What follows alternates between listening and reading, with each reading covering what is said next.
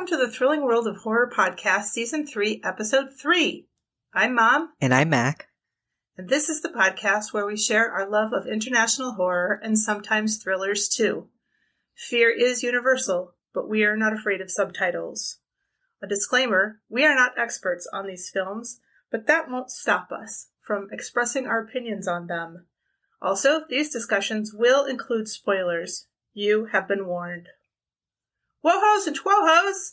This week we watched the 1988 Dutch thriller horror classic, SPOORLOOS, and the 1993 remake, The Vanishing.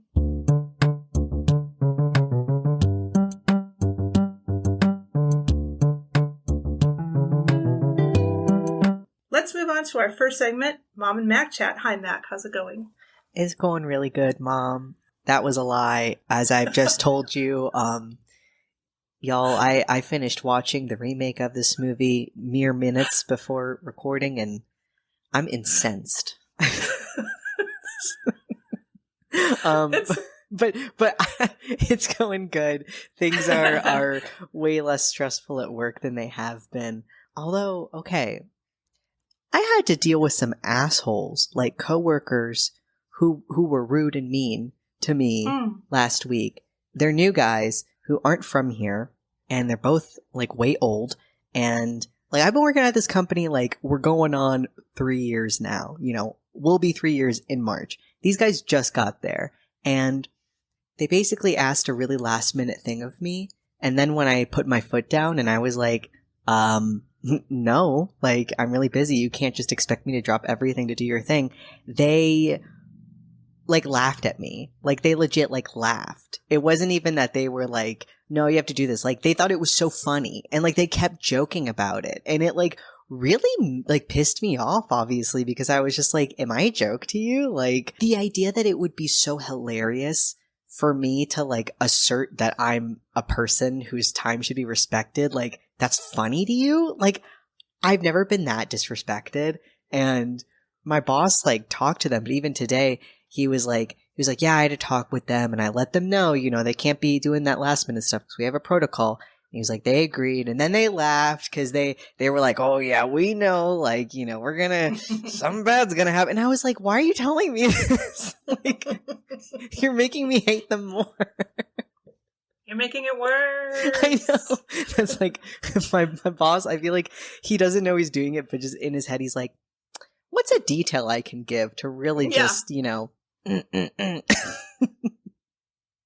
So I don't know your boss, but sometimes people laugh. Not the original guys, but sometimes people laugh when they're nervous, and I'm giving your boss the benefit of the doubt. That might be what was happening there. You're definitely right, because he is afraid of me.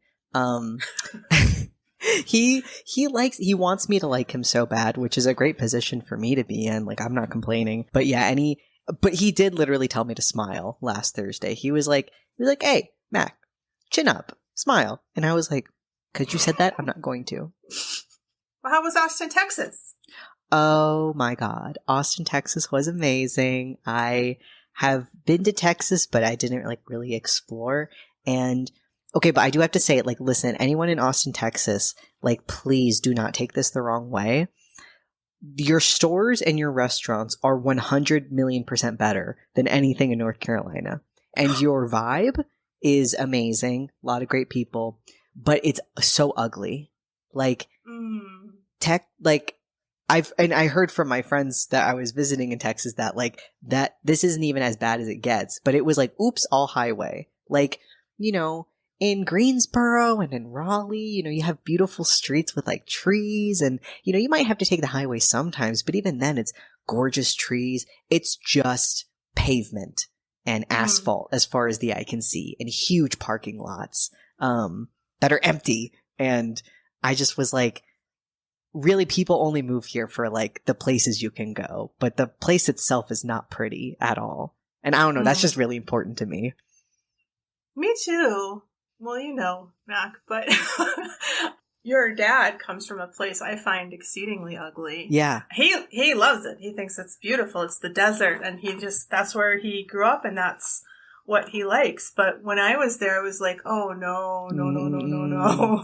I have to be around water and trees. Mm-hmm. Otherwise, I don't think I could be happy. Yeah. Like when we were watching Minari over the weekend, like that, the forest there, if that is not near me, I don't want it. Bye. Yeah.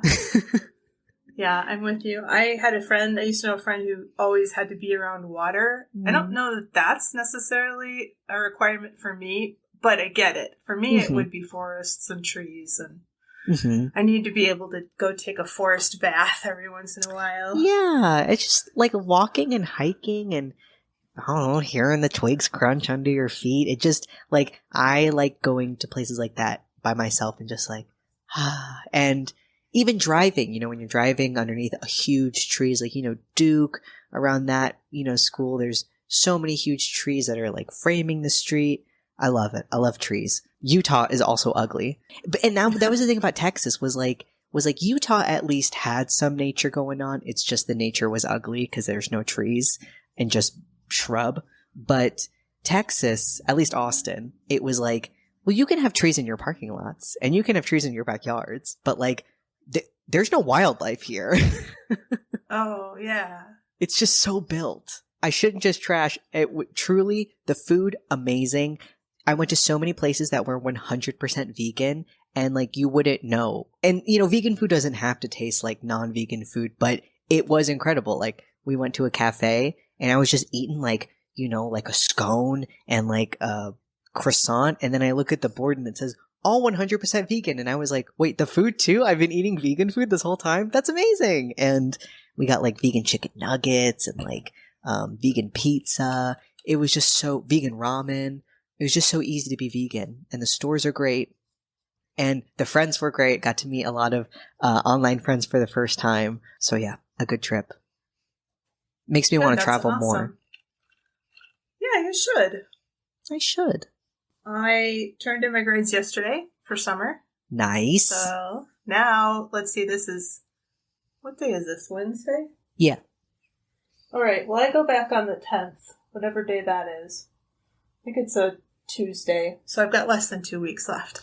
But I am going to try to enjoy the fuck out of those 2 weeks because, man, I put a little away message on my email. And I'm still getting email from like administrators and like, watch this video and know this before you come back. And we're switching to a new platform and we can't use the video software we were using before and all this. And I'm like, I will learn that later because I might work on my course on the low just because that's kind of fun for me to do.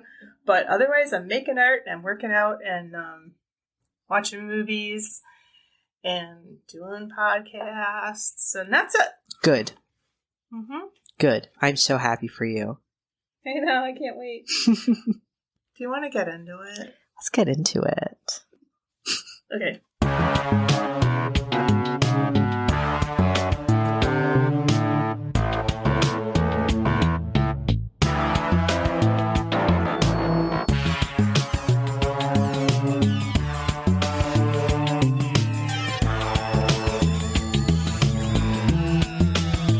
SPOORLOOS / vanishing translates to traceless or without a trace, and it's a 1988 thriller film adapted from the novella The Golden Egg.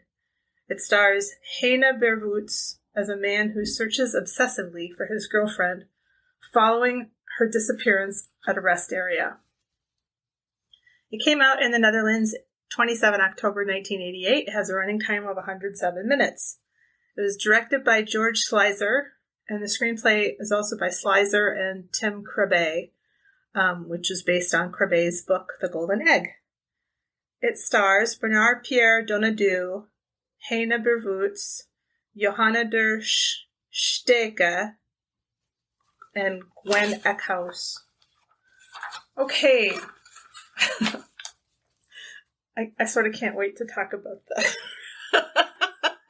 the remake. Okay, so let's see. I don't remember the first time I saw this, but I know you've seen it before. Mm-hmm. We watched it together. I don't know if I had seen it before we watched it together, but I love this movie. I love it. Yeah, I think it's beautiful. The acting's great. Cinematography's great. Brings up a lot of philosophical questions. So we have Rex and Saskia. They are a Dutch couple. They're on holiday in France. And so they're driving. And I don't know, they're being kind of playful with each other. They're practicing their French. And they actually seem like they like each other. Yeah, which one big difference here. Yeah, like these two look in love. Yeah, they're having a good time. There's a little bit of tension when Saskia talks about this dream that she's had, this recurring dream that she is trapped in a golden egg just in space. And she says she has this dream all the time, but this time it was a little different because there was another egg. And in this nightmare, she was afraid that if the eggs collided, then something terrible would happen. It would signify the end of something. He wants her to do some of the driving. He's sort of kidding her about that. They pass a gas station. She's like, hey, you want to get some gas? And he's like, no, we're fine. They run out of gas. And they run out of gas in this tunnel. And terrifying. She's terrified because there's no way for anybody coming into the tunnel to know they're there until they're right on top of them. And that's exactly what happens. This semi comes right on top of them and is blowing its horn. It's terrifying. So he gets out. He's going to just go get gas. And he just leaves her there. And yeah. Yeah, that moment is like, wait, what? Because this poor woman, she's like, oh, I'm gonna grab the flashlight. And he's like, I'm leaving, and it's like, bro, you're just gonna leave her there? She's so scared. And he doesn't look back. He just fucking keeps on going, and she screams, don't leave me. And you're like... And she was just talking about this dream where the loneliness that she felt in the dream was overwhelming. And it was the worst part, and that she's like... And I mean, then, we got the two golden eggs, when the semi comes in, and it's like, yeah. Bro... Yeah, but I kind of can understand his me too. He feels like a dummy. He didn't listen to her. It's his fault that they're in this fucking mess, and he's going to get him out of it. So I do totally get where he's coming from. Me too. But they are at, there's a big tension here between the two of them, and it seems very real to me. Yeah. He comes back with the gas can. She's gone now, though. She has taken, as I would, she has taken herself away from the car, and she's in the sunlight at the other end of the tunnel. Mm-hmm. So he drives and picks her up, and then they go to a rest area, kind of a touristy spot, kind of kind of reminds me of a pilot station, right? Yeah. But there are these kind of places all over the place. And again, I know we already said that this movie's beautiful, but yeah. Even this scene is they're at they're at a rest stop, and it's gorgeous. The colors are so vibrant and beautiful, and everything seems so pastel, and just it's so dreamy, and these two together are so dreamy. And then when I was watching it over a second time, knowing the events to come, I got so much dread, because I was like, oh, look at them. I love them. They're so beautiful, and they're both in love, and I don't know, the way that the male actor looked at her, it was with so much love and adoration, breaks your heart. I do want to talk about that a little bit, because I may have overanalyzed this, but we can get to it in a little bit. But they definitely are fond of each other, and it seems like this tension has evaporated, and she says something she makes him vow that he will never leave her again. She says something the sweet and always kind Saskia will never be abandoned. And he's the sweet and almost always kind. Yeah. And they're like joking with each other. And they're like rolling around in the grass. Oh my gosh, yes. I know, they kind of got a little bit like, oh, okay. Like if you saw that, you'd be like, hey, get a room. What I really loved about the making up was, wait, did you say wait? No, I just said it's sweet. Oh, yeah. What I really loved about the making up, and again, what just felt so much more real in this one is like Rex, when he's apologizing, he's just like, I didn't know what to do, and I know I did the wrong thing, and I shouldn't have done that. The only reason why I did it was just I was stressed and I didn't know. And that's so real, you know, like that is a good apology to me. Like, and it is just saying like, man, I didn't do it out of any contempt for you. It just was like, I was freaked out, but it was wrong and I won't do it again. They have these gold coins and 2 coins, and they bury them as sort of a symbol of their love. And she goes into the place, into the interior to get beverages for them. And she does this cute little, she falls, and it's just like a cute little like, whoops, and she like her eyes get really big and she's smiling just like, I'm an idiot. And it's just, you just love her to death. And she disappears. And we do see the guy, the kidnapper. We see a man in his car like take out a suspicious looking bottle and a rag, and then he puts his arm in like a fake sling, and so you're kind of like, all right, what's this guy up to? But you don't see it happen yet. No, we will see it, but we don't see it at this moment. What we see at this moment is it's slowly dawning on Rex that she's taking a long, long time, and he's getting more and more frantic. And he starts searching in the men's room, in the women's room, in the back security area. And he's calling her his wife. I'm looking for my wife. And he has a Polaroid that he took at one moment in time, and he's convinced that she's in the shot. And there's like a truck or something that's really in the foreground, but he thinks that she's in the background at just that minute. And he's right, but it's sort of like, what can I do with this? What does this prove, you know? Yeah. And they're all like, you know, we'll wait till the morning and then maybe we'll conduct a search, but she's an adult, you know, she's probably, I don't know, pissed off or something. So no one's taking it seriously. He wants to confiscate all the change in the coffee machine. I loved this. What? Yeah, they're like, are you serious? Yeah, that's absurd. But it's it's so real of how somebody would just be like, something. Yeah.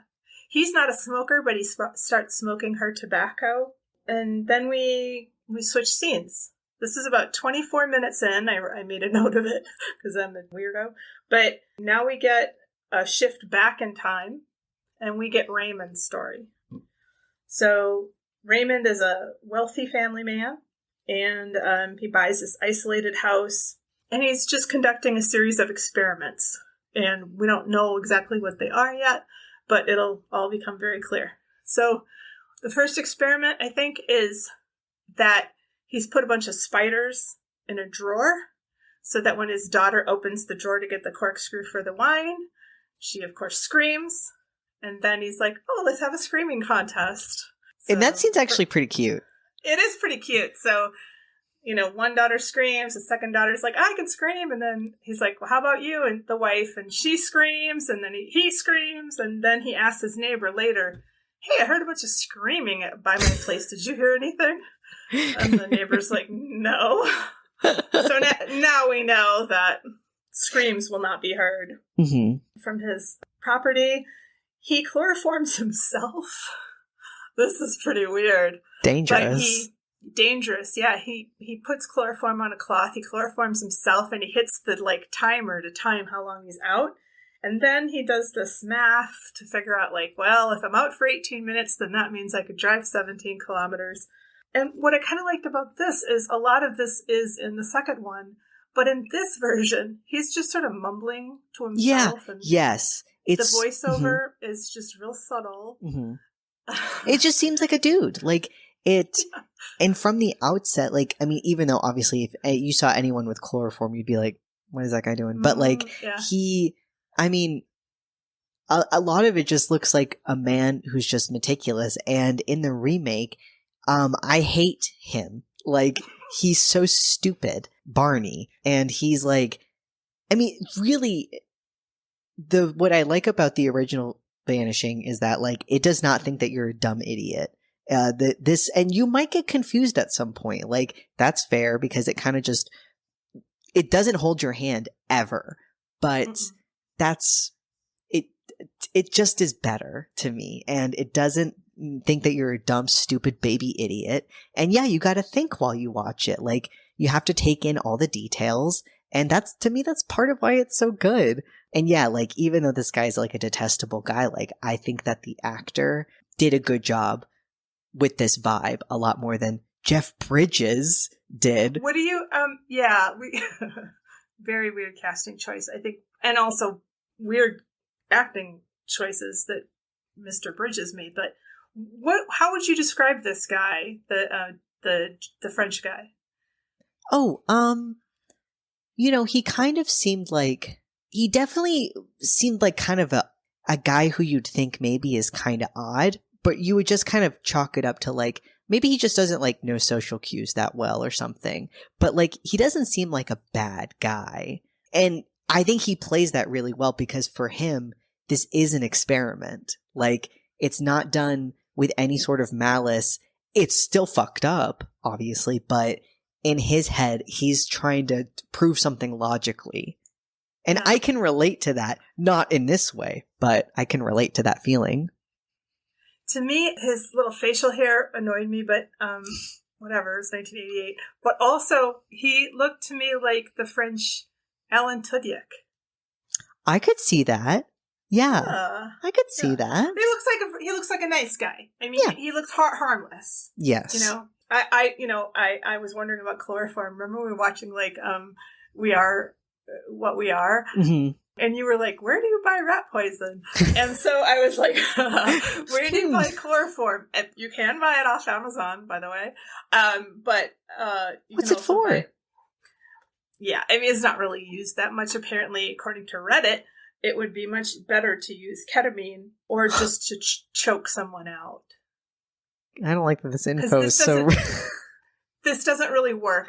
You know, the way that it's shown in movies, including this one, is like you just put the rag over the person's, nose for like 30 seconds and they're out. That's not real. It would take much longer than that. But just...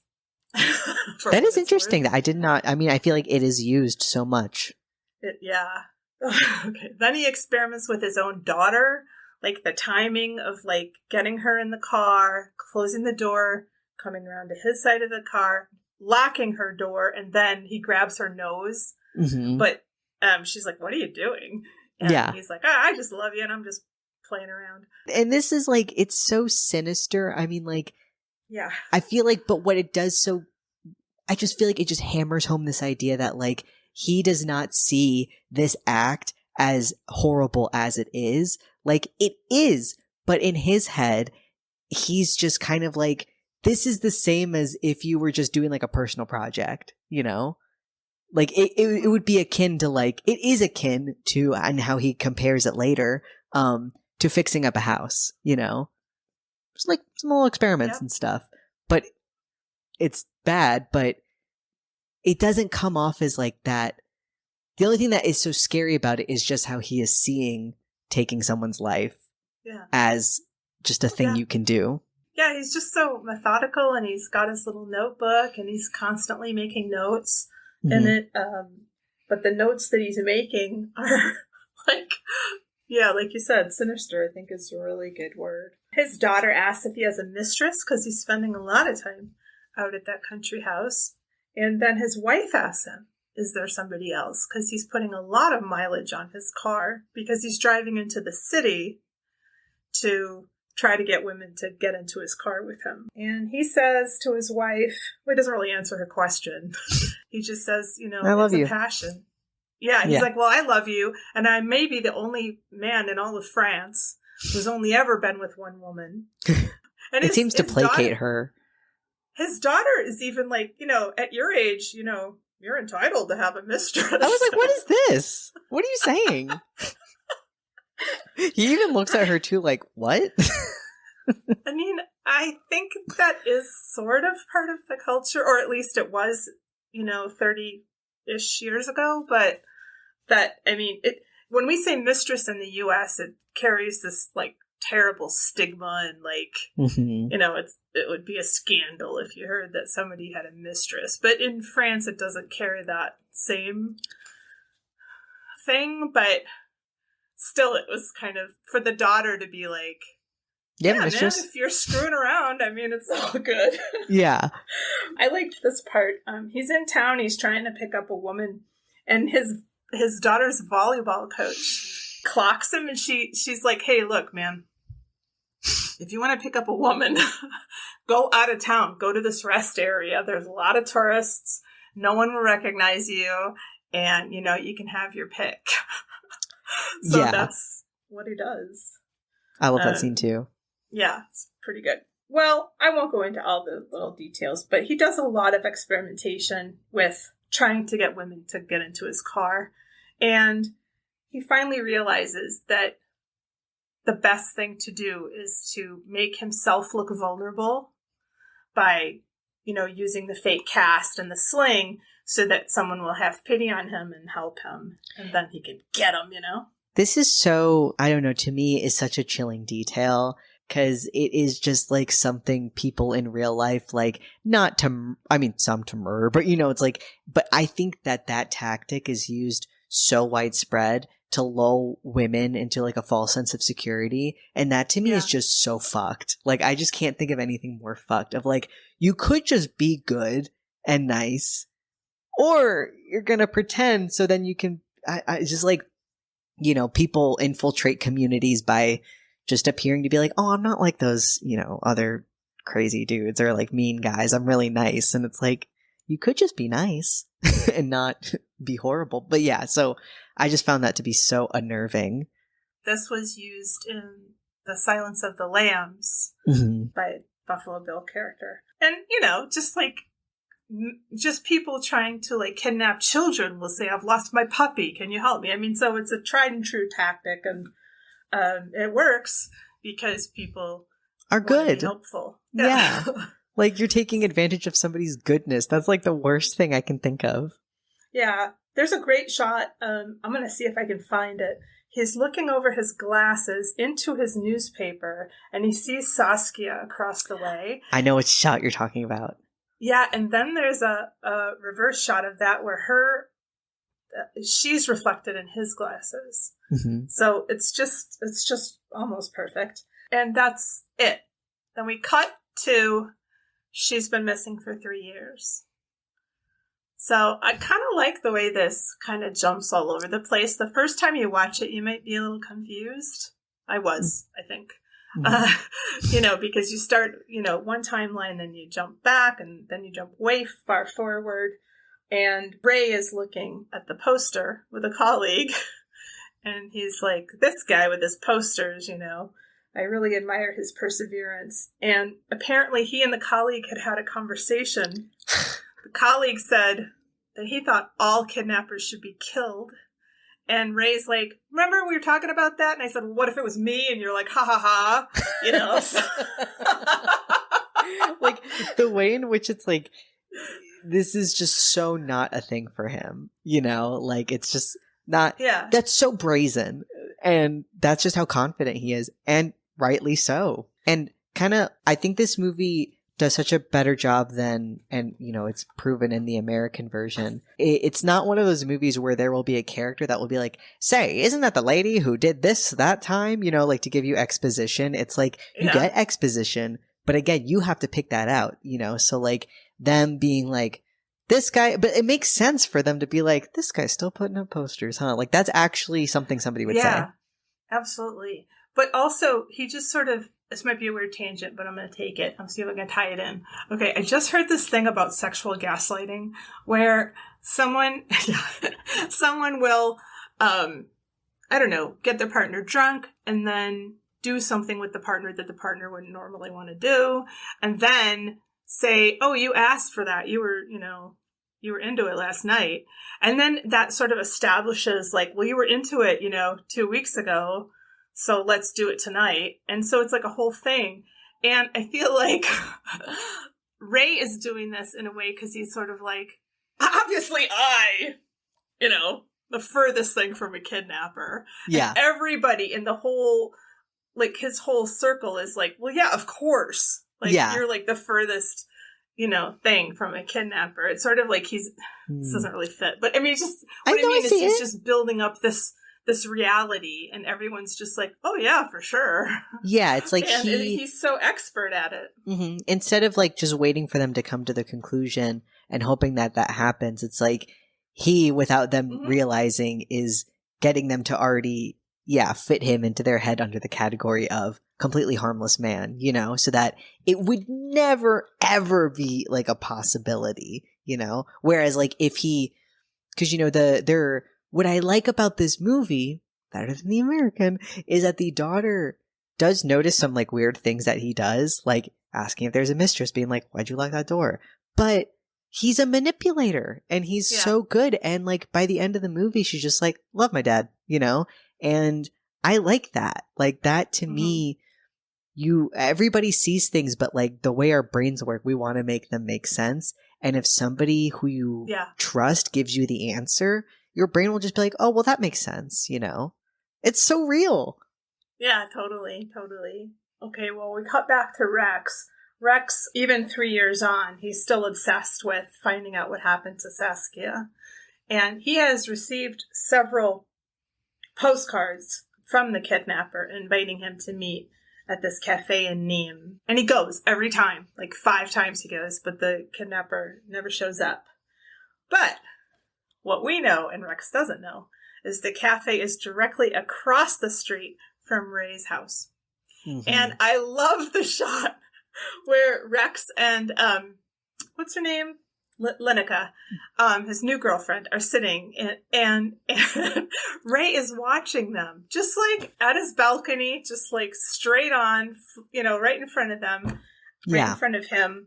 And it's perfect. And then even later he sits down at a table and there's this great shot where there's like Rex and Lenica, and then in between them is Ray, in the background. And it's just the 3 of them. It's just so perfect. Yeah. And Rex even looks over at him, but he's so milquetoast that he's like, yeah, anyway, blah, blah, blah. Not that guy. Couldn't be that guy. And he just looks around the whole square and he never once considers that it could be Ray. And the acting in this is so superb too, because like there was a specific shot where like after his new GF walks away because she's kind of upset, he just is like, he's thinking so much, like there's obviously a lot going through his head. And like you said, like he kind of is like looking around and like, he looks in the direction, like right in the direction of Ray, but there's no recognition on his face. Like, and that actor does that so well. And, and it's not that he wasn't looking at other people. Like he catches this old sinister looking guy looking at him and he like looks back at him kind of like, like he's just, that guy's just a part of the wallpaper. And in a way, like, he's like the viewer of the film also. It's like I was just thinking about that. I'm like, he's really getting to see, this man lose the respect of his girlfriend. Like, he's just witnessing it first on and just knowing, like, I did that. Yeah, totally. Well, he does run after Lenica because he doesn't, and I thought that was a good thing to include too, because now he's desperate not to be left behind. They go to Boisview, which is like where originally Saskia and Rex were going to go to. And he has this fantasy that he's in the car with Saskia and they're like driving up this road together and they're laughing and it's so sad. And then this is weird. I don't think the acting is that great in this part. This is so weird. It probably was really great in the novel, but in this movie, it's a little weird. He has a dream that he is trapped in a golden egg.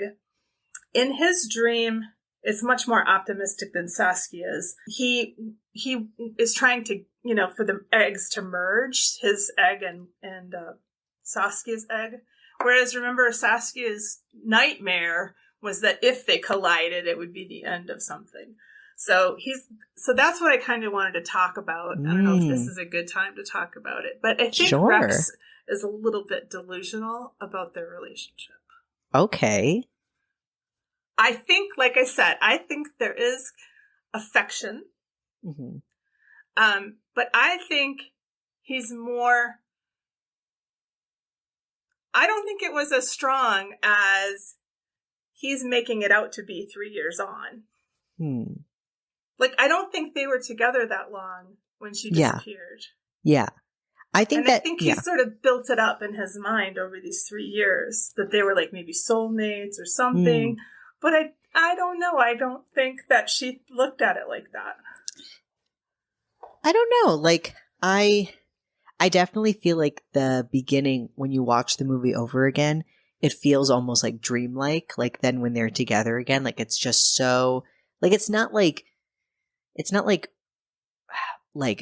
horrible to watch. Like, it's enjoyable, but it is like so sweet, like them being together. And it's just like him. I mean, he's looking at her with like heart eyes. Like, he just loves her. And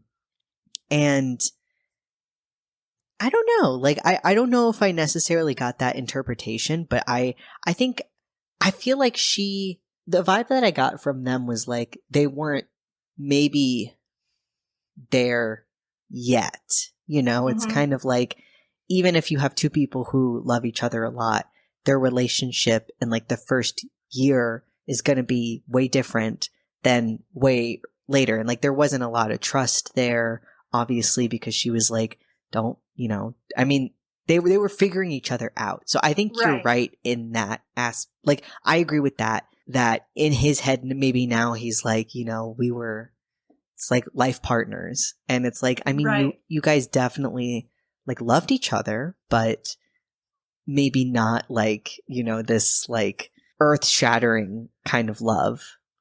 Yeah. And I feel like the way they were acting in the first scene is kind of the way you act with somebody, I don't know, let's say in the first 6 months that you know them, you know, bearing the coins together. And just, I mean, they're like you said, they're working it out. They're trying to figure out like, you know, how can I trust you on this? You know, where are the boundaries of this relationship and that sort of thing. When she goes missing, he calls her his wife. Yeah. I'm looking for my wife. And I don't know if he's saying that to like show how important it is to him. Like, she's not just some person. Girl. She's my wife. You know, I understand that. Later, she's referred to as his friend. That is interesting. So, I mean, I don't know. I don't know if I'm reading too much into all that, but I just felt like, yeah, like I said, like they had affection for each other. I think he just read more into it, or now he's like laid more onto it than actually was there. Well, it's become his life now. Like, and I mean, like, and then, he had made the comment to Leineke of like, you know, I get scared that he's going to die. Like the guy who's sending me letters. It's like, what? Like, you know, because clearly, like, I guess there's a possibility, you know, missing persons who have been missing for years could be being like held in captivity, but it's like, you know, usually they're dead. And he even seems like he does truly understand that. And like, so why would you, this is like pathologic, like his obsession with it.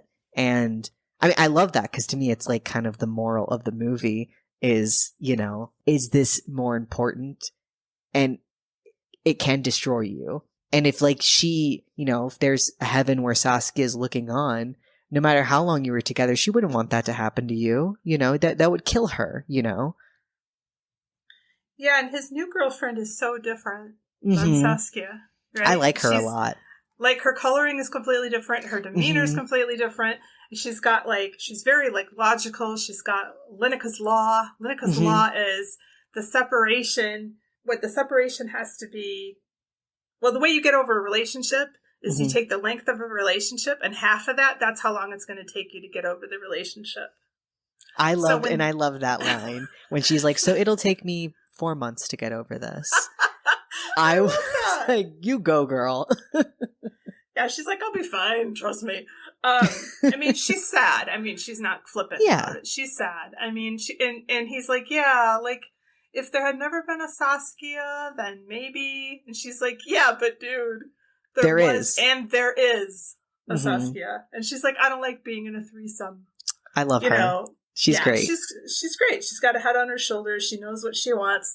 And she knows what she's going to put up with. And she doesn't say any of this like a witch either. No, I mean, she it's like very reasonable. And, you know, she's very much like, you know what? I like, listen, like, that's like, she at no point is like, get over it, bitch. You know, like she says to him, like, there was a Saskia. and that's just the way it is, and that's, again, so much more realistic. I can like latch on to that so much more than what we'll see later. So Rex goes on TV and he makes a public appeal, and he says he just wants the truth. Like, he doesn't want to punish the kidnapper. He just wants to know what happened to Saskia, and he refers to Saskia here as his friend.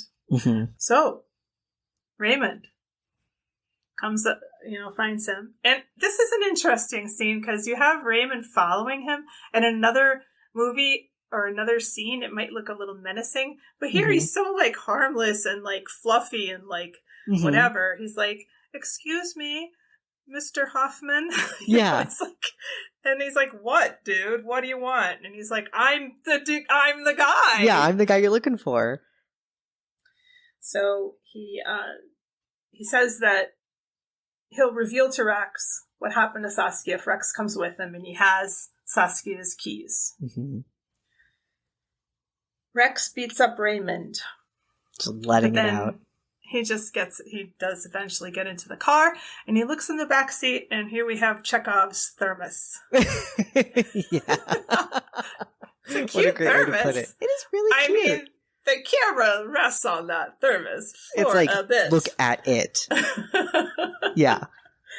All right, so we get a little bit of Raymond's story from Raymond's point of view. What I wrote down is discussion of free will and what is predestined in the jumping incident when he was 16 and he calls himself a sociopath. Yes, I think I was so weirded out as to why this was missing from the American remake, like this discussion of fate and destiny, because it seems to be, like, they mention it maybe once, but it's like, it seems to be a very big part of this guy's view of the world, and why he thinks things are maybe okay to do. And I mean, I think I love this discussion of like, you stand over a window, which everyone has the thought like, what if I jumped off of this? And he was like, so I did, because I was, changing my fate. And I just thought that was really interesting. Like, I love philosophical questions like that. Well, what I also like about that is he was 16 when he did that. Yeah, this has been... And it's been a long... And he said it was 26 years until he, the next moment when he could find out who he was. But I don't know, I just think it's interesting that we stake our identities sometimes on decisions we make about ourselves when we're very young. Mm-hmm. That's interesting. And yeah, I think so. I just think the writing is very good. I don't know if it's coming from Krabbe, the original writer, or Slicer, the guy who wrote this screenplay, but whoever wrote that, I think that's a really keen insight into just kind of how we are. We sort of like, I'm a lone wolf, or I'm a person who'll never find love, or I'm the best, or I don't know, whatever. But we have like these labels that we give to ourselves. And like kind of adolescence, I guess. And like how that relates to fate is, I feel like, obviously then you get like the self-fulfilling prophecy and stuff. And love it. So, all right. So then 26 years later, he got to find out more about himself. And what happened was he saved a little girl from drowning. He just jumped in. By this time he was married. He has 2 daughters, and they all witnessed it. And it seems like his favorite daughter, the other one, fuck her. said, "You're my hero, Daddy." And he said, "Yeah, I'm your hero, but don't trust heroes because they can act rashly." But, okay, and they're just Dad. Sure, Dad, whatever. So now he knows that he can go against what is predestined. Mm-hmm. So he has the power to do that. And he also has found out that he has done one of the best things you could ever do, which is save someone's life. Mm-hmm. Let's see if he can do the worst thing you can do, which is to take somebody's life. Mm-hmm. What a bullshit, I'm like, really, guy? This is your life mission? I get it. It's obviously not right, and he's got a warped view of the world, but the way he was saying it, I don't know, it made sense to me of just, again, you shouldn't do it, but like him saying like it was the best thing he could think of doing for somebody. And if he really, and like he's thinking, he just, most normal people, not to say normal, but, most people, if their kid says, "You're my hero," you're just like, wow, that's really touching. But he had to go as far to say, "Am I?" And, he's like, let me prove it, and see if I can. And it definitely is a person who is at most, the most important thing is their own view of themselves. Right. It's very selfish, obviously, taking somebody's life for your own, personal growth. And and but also he calls himself a sociopath, so he's aware. He's open about it. Yeah, and then I looked up sociopath, psychopath. So I'm not sure. Like, I didn't do a deep dive, but apparently one has to do with a physical problem in your brain, and one of them has to do with like a traumatic, event in your life. But in any case, you don't look at people the way that most people look at people. So, and he's like that. He just sort of sees people as things to be used and transact. Like, I feel like this, it kind of reminds me of the killing of a sacred deer, of like everything is a transaction, it's, and I feel like in his kind of mind, like maybe he even thought like, well, somebody because of me didn't die. So it kind of is like, a net, nothing lost, nothing gained, if I kill someone. Wow. Which is like not true. But maybe you can see how somebody who only sees them. Yeah. This is so stunted to me. This is like, it just reminds me of like getting high when you're a teenager and having like talks. What's the worst thing you could do, man? Like, it's like, like, and for him also, we know, well, we'll know in a minute, but we know that he's claustrophobic. Mm-hmm. So it's not just, I saved a life, I'm going to take a life. He doesn't put a bullet in her brain. Mm-hmm. We're going to find out what he did to her. But, and he says that, which, oh God, this is so depressing because it's so real. But he was like, I couldn't just go get a prostitute because no one would care. No one cares. Yeah. And his point there is that, I want to inflict suffering. Like, I saved a little girl's life. Her family was happy. My kids were happy. And he's watched this man spiral directly because of his actions, That's part of the evil, too. Oh, I just got a little sick, like, when you were saying that. Like, I know all that, and I've seen this movie, but, like, that is so sick. It's twisted. It's horrible. And this guy wasn't anybody. It was just crazy random. Mm-hmm. Like, when we see the scene where he ends up, kidnapping her, it could have been somebody else. It's a sneeze that actually determined that Saskia would be taken and not somebody else. Mm-hmm.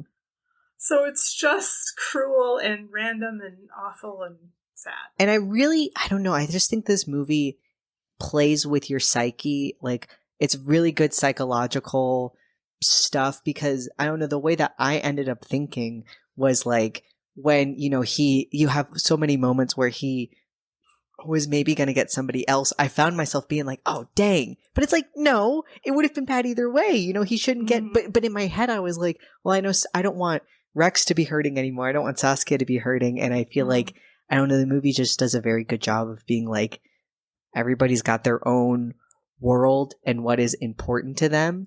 And that's unique to every person. And then there are times when that's at odds with somebody else's. And some people just have the power to act only on their own, self-determined things. And it was so cool when you were just describing that, because you had your hands sort of cupped on the side of your head, and it's almost like you were putting yourself into an egg when you were talking about like, everybody's in their own world. Their own egg? Oh my God. And the two eggs coming together, disastrous, fate. If him, Raymond, coming into their lives. Because, and that's the other good thing is like Rex is his own unique character too, though. It's not just he's a placeholder for like, well, what would happen if somebody lost their girlfriend? I mean, this guy, again, this is like a pathologic thing for him of like, I need to find out what happened. And that is part of why Raymond keeps playing with him, is kind of like he plays back, and Exactly. it can continue for like, it wouldn't have been as juicy to Raymond if the guy just been like, that sucks. I'm going to go get somebody else now. So we get this long car ride with Raymond and Rex, and we end up at the rest area, the very rest area where Saskia was taken. And, he tells Rex, you can't go to the police because, there's no actual proof against me. There's nothing connecting me to a crime. And he pulls out Chekhov's thermos and he says, here, if you want to know what happened to your girlfriend, drink this coffee laced with a sleeping pill. And in an hour, you'll know what happened to her. And Rex is such a dummy. He's like, so she's alive? And he doesn't respond. He's like, so she's dead? So if she's dead and then I drink it, then I'll be dead too? And he doesn't, he's just like, do whatever you want, man. I mean, like, it's your choice. Yeah, I'm leaving in 5 minutes. So if you want to know, like, drink this coffee because I'm taking off. I'm going back home. And I don't even know how to describe the scene because it's so amazing.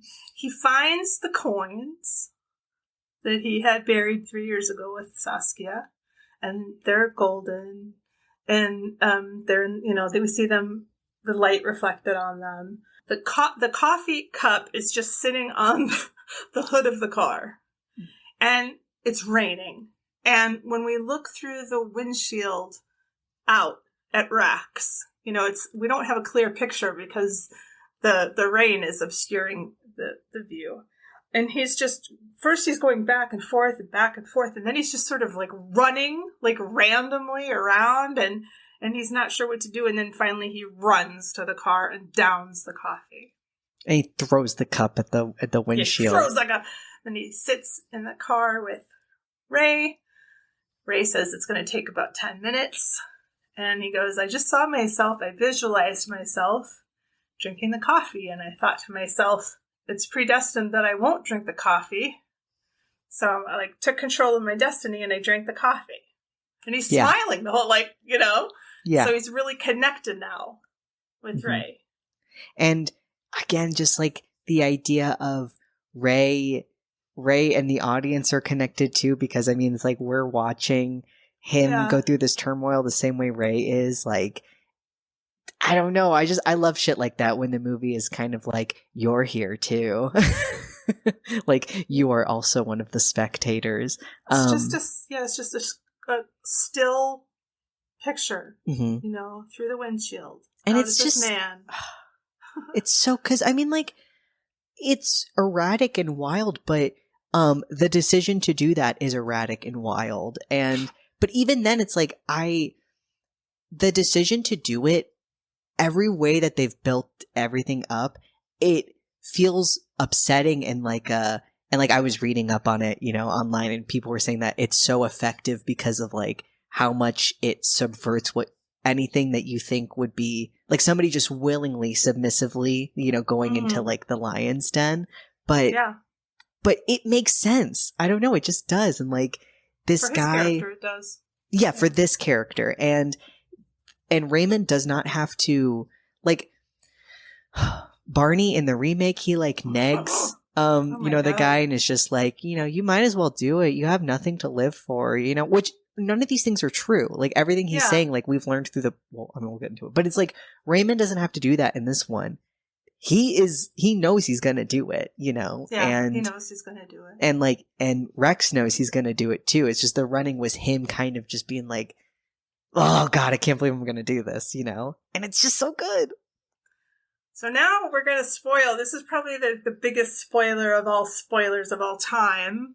If you haven't seen this movie and you're with us to this point in the conversation and you're like, I don't really want to know what happens, shut off the podcast and go watch the damn movie. Not the remake, the original movie. because the next scene is the last scene. And, Mac? Well, now I'm just thinking about how many foreshadowing things there were, like, since we've been talking about it, I didn't realize, and I'm like, wow, like, they've buried the coins. Yeah, this movie is a puzzle. And once you've seen it once, you can find, the pieces and how they fit together. And if you like it, like I do, and you watch it, or, subsequent times, you will find more and more pieces, and you'll just see how elegantly it all just fits together. But that's enough hemming and hawing. Rex flicks on his lighter, and he discovers that he is buried in a coffin. And he's screaming, oh God, my heart just started to race there. He's screaming, and he's, screaming, no, no, no. He starts, like, saying his name, but eventually the flame, which is in the shape of an egg, slowly goes out. And then we see Ray at his country home, and his wife is watering these two, verdant bushes that are very lush. And there is a newspaper sitting in the back of Raymond's car, and it features a headline about the mysterious double disappearance of these two people. And they are in these, like, oval shapes. And then, just to pound the point home, everything else fades away, and so then we just see their faces against a black background in these ovals. That's the end. Amazing. Chef's kiss. It's really so good. It's so good. It's a piece of art. If we spoiled it for you, you didn't take our advice, and you subverted your predestination. Like a fool. Go watch it anyway, because it's really beautiful, and the performances are great. And like Max said, it's just a beautiful thing to behold. And I mean, like, this, I feel like there are a lot of movies that I watch that I really dislike because there's not a lot, like, it's just a lot of shots. And this movie is like, there's parts with a heavy dialogue and then parts where there's barely any dialogue, but it's so beautiful that, like, your eyes have things to just eat up while, even if nobody's saying a thing. Like, and I just think some movies are not good at that, and you get so bored because you're like, okay, if you're not going to give me story, I need to at least look at something. And the actor who plays Rex is so beautiful. Like, oh my gosh. They did a great job. I mean, and the actor who plays Saskia, Leineke, and I mean, like, he might not be, like, conventionally attractive, but, like, that guy who plays Raymond is so charismatic and, like, has such a presence. And then again, like, the colors and the nature, it's just so good. Yeah, it's really good. I couldn't really recommend it any more highly. All right, a little bit of trivia on this one before we get to the next one. The remake.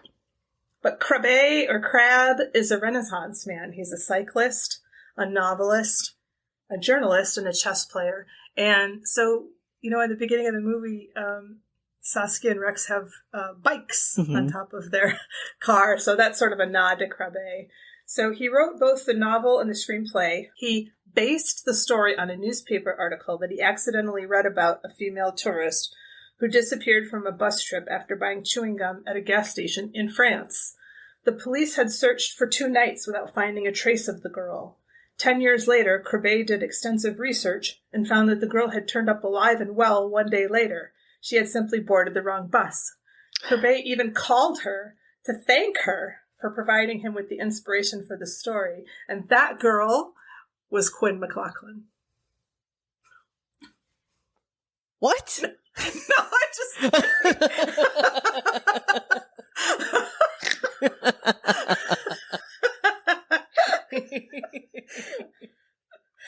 I wrote it in the script. I didn't read that part. Because I want to be surprised by the trivia. I know. Okay, so the film was submitted to the Academy Awards in 1988 as the official Dutch entry for the Best Foreign Language Film. However, the impasse disqualified it because they determined that there was too much French dialogue in it to warrant it being a Dutch candidate. To be fair, there's a lot of French. There's a lot of French, hardly any Dutch, actually. All right, Raymond Lamorne is the name of the killer, and that actually translates to the gloomy one. Aww. It's been compared to Hitchcock. And there is a Hitchcock movie I'm not familiar with, maybe McLaughlin is, called The Lady Vanishes, which might be inspiration for this. But I think this is very Poe-like, Edgar Allan Poe. What do you think? I mean, there's things, I mean, definitely, like, I could not classify this, except for maybe the ending scene, in any way as, like, a horror, you know? Like, it's certainly gripping and, like, emotional and a mystery. And, you know, but to me, it's psychological more than anything. Yeah. You know, it's all to do with, the whole thing's to do with the mind. And I don't know. I feel like Edgar Allan Poe does a lot of, so yeah, I definitely see, yeah, I could see that. So IMDb has this feature that I've just discovered called IMDb Connections, and they connected it to Hostel, which I have never seen and I will never see, probably. Buried. Did you see that one with Ryan, what's his face? And then Big Bad Wolves, which I have seen. That's the Israeli movie that we talked about. I saw we talked about. Because in that movie, they did the screaming thing to see if, you know, screaming can be heard outside the house. All right, Mac, how long do you think it takes to die when you've been buried alive? So I guess when we were talking about it and we were talking about the oxygen, I totally forgot about that because in my head I was like, damn, now he's going to starve to death. So I was thinking way longer than probably what it is. I was thinking days.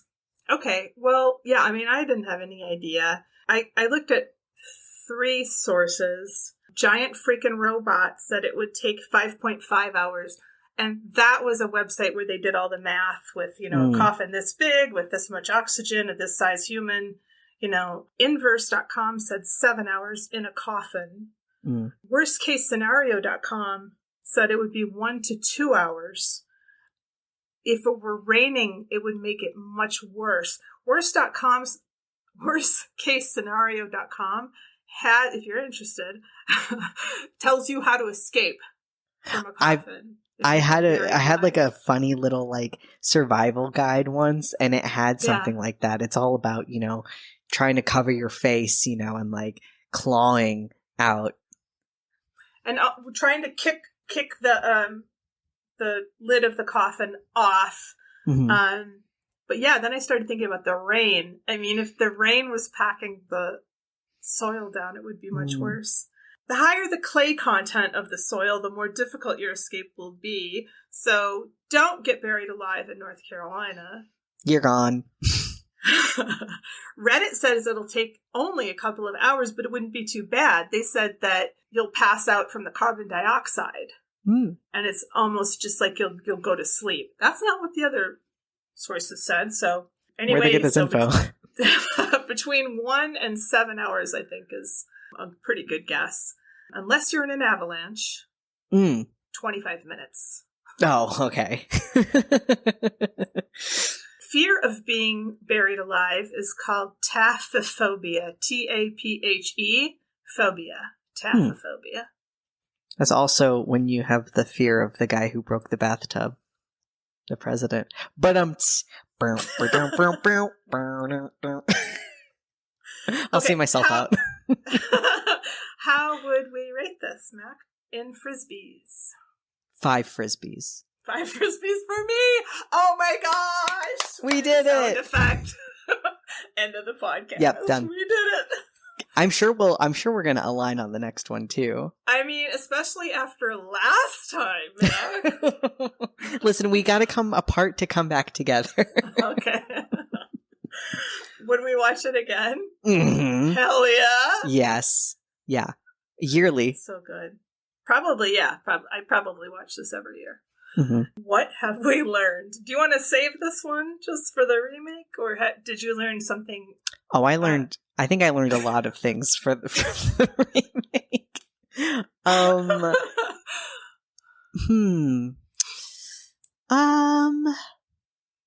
If you ask your husband if he's having an affair, and then he just says like, like, ask a follow-up question.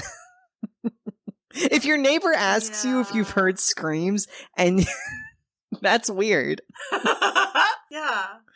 Why do you ask? Like, they kind of hinted at that in the remake, because the guy he asks is like, but then in the original, he's kind of just like, no. I guess, don't be nice to people. Or, you know what is, we missed a part when he sees a hitchhiker on the road, and but then she has like a male friend who's hiding behind a bush, and he comes out and he's like, sorry, I just stopped for her. And he just like drives on. And so I guess it's buddy system. Like, don't be alone. Yeah. Buddy system. Yeah. And definitely don't help a stranger on your own. Yes. Or get into their car. Yeah. And now this was very clever though. I liked. He's like, get in. And she's like, get in. And the My Favorite Murder, they used to always talk about this. Like, what did they say? Don't be fucking polite, or don't, you know what I'm saying? Like, fuck politeness. That's what they would say. Fuck politeness. Because that can be your downfall, is like, you don't want to be rude. And so, well, of course you get in the car, and then next thing you know, you're chloroformed and you're in the coffin. So, but to her credit, right? I mean, she looks and she sees a family picture. So, in her mind, what could be the harm? What's the worst that could happen? So I guess that's one thing. I already knew this, but family men can be dangerous too. I feel like that's like, I like it in this movie, but movies now, we got to get away from this, because I swear sometimes when the twist is like, and this guy has a wife and kids, I'm like, yeah, like, so does Donald Trump. Like, that don't mean shit. Like, I think every CEO has a wife and kids. Like, that's not a barometer for how good of a person you are. Yeah, exactly. Well, should we move on? Mm-hmm. All right. Sadly. Here we go.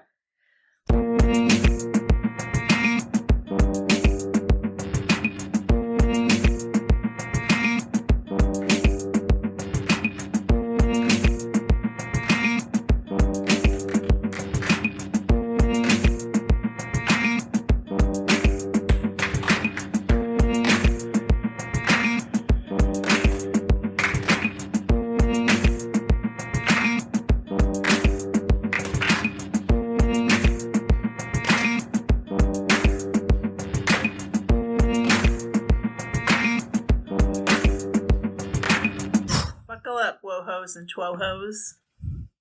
We're in for a rough one. First of all, don't ever, some of the movies that we've covered, we've said, if you're high, or if you want to have a laugh with friends. Yeah.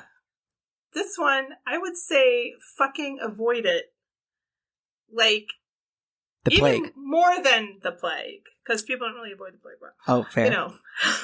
Well, and y'all should know, for context, we both had to go to lengths to watch this movie, so at least there's that. Like, if you're in America, you cannot watch this movie. And unless maybe you buy the DVD. Yeah, and don't do that.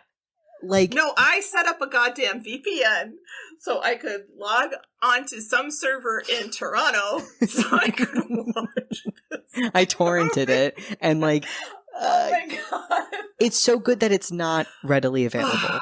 Because nobody should be like, oh, Vanishing. Heard that was a good movie. It's like, maybe help from God that it's like, you cannot watch this movie. This movie came out in 1993. BM, before Mac. BM. Now, here's the craziest part. It's directed by George Slicer, the same dude who directed the masterpiece that we were just talking about. When you told me that, I felt like my world was shattered. Like something snapped in my brain. I was like, this can't be. I don't understand this at all. The screenplay was by Todd Graff. It's based on that book, The Golden Egg by Tim Crabbe. It stars Jeff Bridges, Kiefer Sutherland, Nancy Travis, and Sandra Bullock.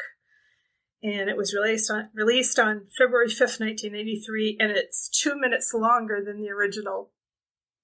They added so much, so actually it makes sense. Well, they also cut out a ton, so... To put their own shitty thing. I don't have a breakdown of the plot, so I'm just going to say my notes, and then you can riff on what I said. Okay, sounds good, sounds good. First of all, he tells his daughter romance has to be secret. Well, because we start the movie with Barney, as we now know him. This movie said, pacing? Just going to check that right out the window. Let's begin with the tests. And you don't get the sweet, sweet unraveling like you do with the original. Like, it makes no sense to start it with him. Like, now Barney's the main character, basically. Okay, no, honestly, the new girlfriend character that they made is the main character. The new girlfriend? Yeah, I feel like she's Nancy the actual Travis? Main character of the movie. Yeah. She's the hero. Yeah, totally. Then I wrote, what is this accent? He's trying to do Hannibal Lecter or something like I don't know if that's true, but that's the vibe he gave off of, just like, romance has to be kept secret. It's like, what are you saying? What are you saying? Why? Is it Dutch? Is it a Dutch accent? What's a Dutch accent? I don't know. It's just ridiculous. There's a picnic basket with spiders, but there's no point to this at all. The girl just opens up this picnic basket and there's spiders that jump out. Mm-hmm. She does scream, but like it's just like but you don't have the same thing of because like from the get, this guy Barney, I hate this guy. I hate looking at him. I do think he has great hair. I would like to have hair that long, but like I hate looking at him. He's a creep. And it's like this scene with even his daughter's like, oh, what the fuck? Because it looks like it was a prank. Whereas I think in the original, you could maybe see that like an old dusty bench would have a bunch of spiders in it. And then he turns he does turn it into less of a scary thing and more of a fun thing. Like, let's all scream right now. Like, I'd like to scream. I'd love if I could scream. And like, it endeared me to the character in this. I'm just like, you asshole, don't scare your beautiful little girl. Right. It's just confusing. The thing about this whole remake in general, especially if you haven't seen the original, is it's just a bunch of stuff and it doesn't really fit, in that elegant way that the first movie has. I was just looking at the Big Lebowski came out in 98. I do love the Big Lebowski, but something happened. Jeff Bridges, I don't mean to be like rude, but like you were hot garbage in this film. If you're listening, listen, love your work, but like what happened? Like this isn't even a case of like the diabolique, like, okay, Kathy Bates, you always turn it out, you were given a piece of shit, but you did something with it. It was like, not only were you given shit, what are you doing? Like, I don't like anyone in this movie. I don't think anybody does a good job. Yeah, it's really bad. So then I wrote, he likes to talk out loud when he writes. Because we're stupid. Because that's the main thing about this movie, is it just assumes that we are dumb dummies and we need to be hit over the head with stuff a couple of times. Otherwise, we're really not going to understand what's going on. So in the first movie, where there was sort of like this mumbling voiceover and you sort of had to pay attention to what was going on, here he is speaking out loud as he is writing words so that we really don't miss the message. They're going to Mount St. Helens, which is pretty cool. I mean, they've moved the location. They have this vow. The whole thing with the truck and the tunnel and all this other stuff happens. But when she makes him say the vow, she includes "till death do us part." Very subtle. Oh, wow. And also, these two hate each other. Like, yeah, there's no Sandra love. Bullock No chemistry, no love. Mm-mm. They're bickering. They're at each other the whole time. I mean, I don't understand Yeah. why they're presented like this. And this scene too, because it's like the scene where Saskia like makes him take the vow. It's so cute. In this one, she keeps having to turn Kiefer Sutherland's head because he's not looking at her. Like she's like, look at motherfucker, look at me. And it's like, you two should break up. Instead of a frisbee, Kiefer is playing with a hacky sack. I don't know why. I just thought that was fucking ridiculous. Like, he looks like the biggest dork ever. And not in a cute way. It's just like somebody was like, play with this hacky sack, and Kiefer was like, okay. He's not even good at it. No. He says, I strongly urge you to move your face back where it was. I kind of like that. Oh, line. yeah, him with the cop. Yeah, that. Okay, to me, I was like, this is how you know they were trying to contextualize this. Like, okay, well, these are American cops because, you know, he gets all up in the cop's face, like, you know, you gotta do this now, and the cop's just like, oh, right, okay. Yeah. Mm-hmm. Okay. Whereas, like, you know, in the original, they're just kind of like, buddy, nah, that you can't do that. But in this one, they're like, I'm gonna, like, don't test me. Weird vibes. In the original, you know, Rex was smoking her tobacco. In this one, it's so gross. He disgusting. He picks one of her butts out of the ashtray and starts smoking it. And it's disgusting because it's got her old lipstick on it. Oh, it's so nasty. Like, you creep? This makes me hate Kiefer. I'm like, ew, psycho. But don't worry, Mac, because now he meets Nancy Travis, the waitress with a heart of gold. So she takes care of him. She puts him on this cot in the back room. They went to high school together. Oh, is that right? Mm-hmm. She's like, I went to high school with this guy. And then her, like, old waitress friend is like, he looks like he's tired. I just wrote, she's so swell. Mm-hmm. She's perfect. She's just like the best. I want to be friends with her. Mm-hmm. Then they randomly then are, it's just like, instant cut. And then she said that they can have no secrets, and he immediately lies to her. She finds a fucking gun in the closet. And it's like, I love she opens it and she's like, oh, this thing's loaded. and it's just like, it is kind of the same as like the first movie when the wife is asking Raymond if he's cheating. Like, she's like, why do you have a gun? And he's just like, I need one. Like, he just doesn't give her an answer. And she's like, why didn't you tell me? And he's like, oh. And I mean, their relationship has the vibe of like girlfriend who is a parent to her boyfriend. Right, exactly. Yeah. But okay, this is crazy. So he's been writing this is the craziest. He's been writing like this like story, right? But he types no one would ever do this. He writes, moved to hotel because of Rita's suspicion. Well, how about her cracking the fucking code on his password?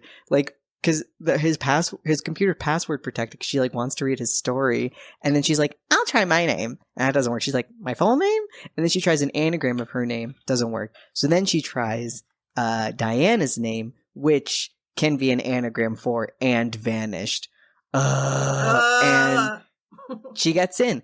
That is weird. Like, okay, you know, he is a lying sack of shit, but that is like an extreme broach of privacy that like never gets brought up, of just like, you cracked the code to my to read my private novel. He has no other files on this computer also. No, but also, why would he write in that, I have moved to a hotel so that I can write my novel there so that Rita doesn't read my novel. What? Yeah. No one would ever do that. And in the beginning of the novel, he pretends like it's a kid's novel. So like she's reading through the first few pages and she's like, oh, he's writing a kid's novel. And then gets to that note. It's like, what? Okay, so then she confronts him. She puts, so this is so out of pocket. Sandra Bullock is a dark-haired person. Mm-hmm. Nancy Travis is a blonde-haired person. So Nancy Travis buys a dark-haired wig, and she's like... and puts on her clothes. And she's like, is this what you want? Yeah, she goes to his hotel room and she's like, open up the door. When he opens up the door, you see her with this horrible wig and like wearing like Sandy's outfit and like that is not okay either. Like you can't. It's so fucking weird and psycho. It's fucked up. I'd be like, get the fuck out of here. Like you can't live at my house anymore. No. Well, Kiefer gets a note, meet me at the yacht club. So then my next note is, quote, run away like a coward. At least Diane was taken by force. Holy shit. What? Everyone in this movie needs to be destroyed by like a laser because they're all upsetting. I mean, this is on a par with, you should keep praying. Wearing your knees out that way for a while. I'm like, what were you even saying? Why would you say that? Because like when she like goes to talk to him, and I cannot believe this woman. She has given him so many times. She's like, you don't stop with this, and I'm out of here. And it's like, really, are you? Because I think every time you go back to him, and. When she's like, oh, I don't want to do this. She's a coward for not wanting to, like, be a part of your, like, mad investigation. Like, why would that make her a coward? Someone who's in no way connected to it. And also she is a fucking bitch. Like, let's just be clear. Yeah, like, she tells him, because, I mean, he is upsetting, but... Yes. If you think about it, if your partner, no matter how long, I think, the same day you were with them, they went missing and are probably dead, that would traumatize you. And then if your new girlfriend was like, hey, it was 3 years. Like, you really need to grow up. And if you don't forget this in the next day, I will leave your life forever. That's like the most manipulative thing ever. Like, everyone's bad here. I mean, you could tell that Lineker and Rex, had a number of conversations, but they weren't. I mean, it's just that Lineker had, like, reached her limit, and she had this realization that nothing was going to change. And she could stay with Rex and just have nothing change, or she could go ahead and go have a life, on her own. And she made that decision. But there wasn't anything manipulative. There were no wig events. They was just like, hey, look, you're into this, obsession that you have, and I want to have a partner who's just with me. So, and he's not mean to her either. Like he's very much like he doesn't lie about it. Like, because that's the thing about this is like Kiefer keeps all of like the posters and everything in this hotel room. He gets like an army outfit to pretend he's a part of the Army Reserve. So now he like what? Yeah. And whereas like in the original, it's like. I mean, Lineker, like, helps him try to find her. Like, like, she knows that this is very important, and she agrees it's important. It's just, obviously, like we said, he's obsessed on a different level. And, but, yeah. So, now we're coming sort of to the end of my notes, because I just stopped taking them. I'm done. But Barney goes to Jeff's house while Rita is packing. And confronts Jeff. And then Rita actually hears Barney's voice on the answering machine, which I don't even know if this is, like, possible. But okay. She hears his voice on the answering machine, which lets her know that her, I guess, ex-boyfriend is in trouble. And there's then a finale. Do you want to explain what happens in the finale? I mean, I kind of gotta also just talk about this answering machine scene because it's so crazy. Because she's packing up, he's like preparing to maybe get her, but then she starts to change the answering machine, and she's like, you've reached the home of Jeff what's his face, and Rita's not here anymore because he's egocentric, And then he's kind of like, oh wait, she's recording something, and then he hides behind the door, and she leaves. And then when Jeff comes home and he realizes that she's gone, then, Barney's like, hey, what's up? I'm the dude you're looking for. And he beats he throws him down 3 flights of stairs. The man's coughing up blood. But yeah, apparently that was left as the message, like him being like, I'm the man you're looking for. And the only way Rita hears this is she's day drinking in the middle. It's like 1 p.m. or something with her friend. And she's like, oh my God, you got to hear what I put on his answering machine. Let's see if he changed it already. But then when she listens to it, she's like, wait a second. Because then she hears Barney. And I literally went like, come on. There's no way. And there's no way that this can happen. She tries to, I'm skipping things because my brain wants me to forget. They have a neighbor who is a older black woman in a wheelchair who sees the whole thing, like the whole altercation. Rita goes to talk to the neighbor, and it's just I guess a funny part of the movie that this neighbor is like senile, and like she's like, miss, like, and she's got like clocks of like Martin Luther King and like Elvis Presley. And, she's like, did you see Jeff? Did you see him leave? And she's like, yeah, I saw him fighting with a guy. And she's like, they almost fought hard enough to wake up Elvis Presley. What? And then she's like, oh, I got to go find him. And then the lady's like, well, do you want to hear? I got his license plate numbers. What what is happening? No. It all feels like a fever dream. And then and I just want to include, like, this just feels offensive. And like, all of it feels offensive. This whole character that they've added in. And so then she goes to report that car is missing. She's like, and what's my address again? Because they're kind of like, are you so-and-so person? She's like, yeah. And what's my address? And they give her the address, and then she's like, okay, bye. And they don't think that's suspicious. She goes to that house. There's the daughter's there in the house. Like, she walks out and she's like, hey, I've seen you. My dad was looking at you. What? And then she's just like, hop in the car. And the girl gets in the car. And she's like, are you my dad's girlfriend? And she's like, yeah. And she's like, oh, are you going to run away with him? And she was like, I don't know. It's complicated. Okay, can I just tell you, if your father was cheating on your mother and the mistress came home, you would not excitingly ask for details. Like, that is not a thing kids, in my opinion, that is one of the most unrealistic things I've ever seen. And then she's like, well, I really want to go to the cabin so I can see your dad. She's like, yeah, but you got to drop me off somewhere first. I'm meeting a boy. She drops the girl off to meet a boy. Well, because romance has to be kept secret. It's got to be kept, yeah. Mm-hmm.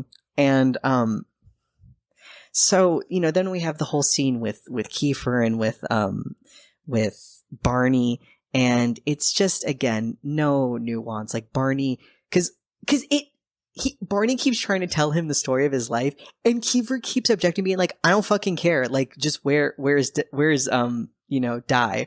And he just keeps being like, well, you got to hear the story to me. So he's like, I don't care. Like, they just keep establishing that this guy does not care.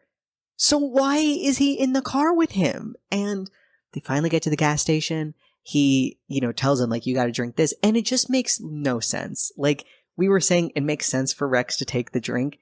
It makes no sense for Kiefer to take this drink, like, in the context of this film. But he keeps negging him, and he's like, you don't really have anything in your life going on. Like, he's convincing him to take it. It's no longer his choice. There is one good line that I liked. He said that, I didn't need a knife. Your curiosity was the only weapon I needed. That's the only good line. I liked that a lot. But not enough to make this movie good. And so, yeah, he takes Kiefer. Rita gets to the cabin.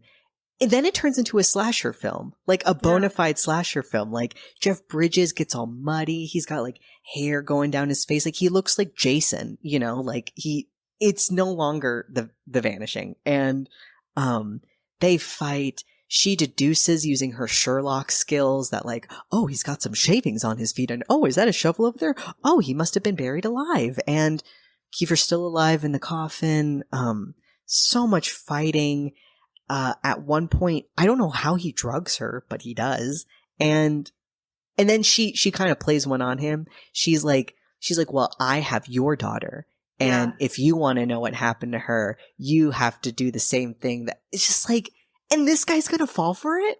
You're using his own trick against him that you just learned, and he is like, oh, bet, I'll drink it. And then she saves Kiefer. They end up like fucking cutting his head in half with a shovel. Again, slasher film. And then the very end of the movie, they're talking with like a book publisher because the guy had wanted Kiefer to write about his story with Di. And they bring 2 cups of coffee over and they both go, oh, we don't drink that anymore. Credits. Hilarious. Oh That's the end of your movie? Fucking...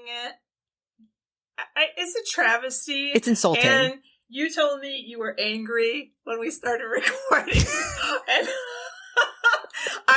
I watched this movie a few days ago. And I watched the original today, so I was in a better frame of mind. But look, I totally get it. This is a piece of shit. Wait till I tell you that this was twice the budget of the original. What'd they spend it on? I don't know. Oh my god, that's the only trivia I actually have for this one. I saw listen, I don't want to be rude to anyone, but I saw a fucking idiot on Letterboxd give this 4.5 stars and said that it was one of the best edited movies they've ever seen. And that I say where? Because there's so many dubbing errors with this too, where like, it was made in 93, but there's parts where just suddenly it's like, where did this ADR come from? And it's horrible. It's all real of it. Bad.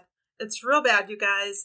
I don't think any of the performances are worth your time. And just, yeah, you have to work to see it. And honestly, just spend your time watching, honestly, anything else. I would recommend the Martyrs remake over this. That one at least gives you some sort of like, it's bad, but you're kind of like, what the fuck? But this one, you're like, what the fuck? Yeah, it's sad because, I love the original so much, and it's just like, why would you do that to this movie? It's so good. It's not just mediocre. Like, I just want everyone to understand. No, I could take that. I could really take that. It's offensively bad. Mm-hmm. It's like, it insults your intelligence, like we were saying, it just doesn't give you any credit. And I guess they just thought Americans are too dumb to understand nuance. And so we really just have to give them what they want. And give them a happy ending. Yeah, because we can't handle being sad and introspecting it all. So, it's bad. So how would we rate it in hacky sacks? A ripped up, partially ripped up hacky sack. Half a hacky sack. I was going to say 1, but I'm going to go with you on that. Yeah, like you said, we had to put in time to watch this movie, not just the watching, but finding it. And I would even like that time back. This is the worst remake I think I've seen. Yeah. Like, the Pulse one was pretty bad, but again, at least it had some... I enjoyed it more. I was going to say that. Yeah, this one, you're just... At least I was. There's nothing to cling to. It's all bad. It doesn't make sense. Even on its own, it doesn't make sense. Like, if you haven't seen the original, it doesn't make a lot of sense. But if you have seen the original, you're like, what happened? How the same director doing this is like, you kind of negated the greatness of your accomplishments. Oh, it's just like Ray in the other movie, saving a life and taking a life. He said, I can make a really good movie and I can make the worst piece of shit ever, and then the world will have gained nothing. Oh my god, George. Why did you do? That's why it's not available. He's like, I take it back. Would we watch it again? Never. No. Never. Deleting it off my computer after this. All right, what have we learned? Just because somebody has done good acting before doesn't mean they can do it again. Sorry, Jeff Bridges, you really disappointed me. Kiefer Sutherland too, I'll throw you in there. Yeah, I've never, he's fine. I don't know. I was trying to think what else was around this time. Lost Boys was a little bit before this. I don't know what else Kiefer was doing. He's fine. You He's know, fine. I mean, he never really blows my socks off. That's not an expression. But, I mean, he's fine. You know, he's fine. But in this, he's just, I don't know. I don't buy it. Wet noodle. And I don't know how you couldn't have chemistry with Sandra Bullock, who's like the most appealing person on the planet. That's the only thing this movie did well, was lots of close-up shots of Sandra Bullock's face, which is perfect. Her skin's flawless. Yeah. And I enjoyed those scenes, not for the movie, just for the high-def visuals of Sandra Bullock. You can watch the trailer and you'll see all of the shots of Sandra Bullock. Yeah. Mm-hmm. I mean, I guess I learned that, you know, someone can create something that's spectacular and also spectacularly terrible. It's wild. Like, how do you have the blueprint? Like, that's what... Guys, this is what just continues to get me about remakes, is like, you know what? I can respect putting everything into an original idea you have, and you know what? Maybe it's not good. But you know what? At least you tried something. You have something good. You have a roadmap. And then you're like, what if I don't follow it and I put in my own directions with crayon? It'll be bad. Yeah, for sure. It'll be bad. Oh, man. I don't know. Go ahead. Not to trash on Jeff Bridges more, but I just can't express how disappointed I was with him. Like, what? I don't know. I got excited when I saw he was in the movie. What if he had been the boyfriend and Kiefer had been the killer? That would have been better, don't you think? As long as he hadn't done that silly ass accent. I mean, like, these are harsh words. This has lowered my opinion of Jeff Bridges. What if Sandra Bullock had been the killer? And what if Sandra Bullock played every character in this film? Then we would have something. At least 1 star. one hacky sack. Oh boy. It boggles the mind. Should we shut it down? Shut it down.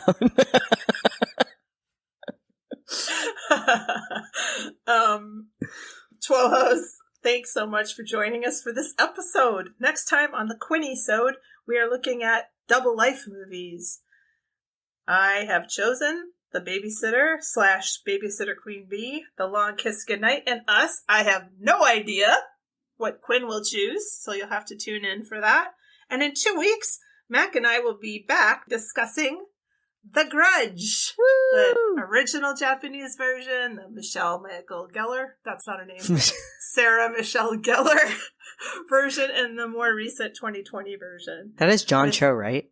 Yeah, it's got a bunch of people we like in it. I love it's got Jackie, what's her face? Jackie Weaver. Thank you so much for your support. It means the world of horror to us, truly. Hit us up on social media, and until next time, remember, we love you, and the next time your girlfriend's kidnapper offers to let you experience what she did, consider that sometimes it's best not to know.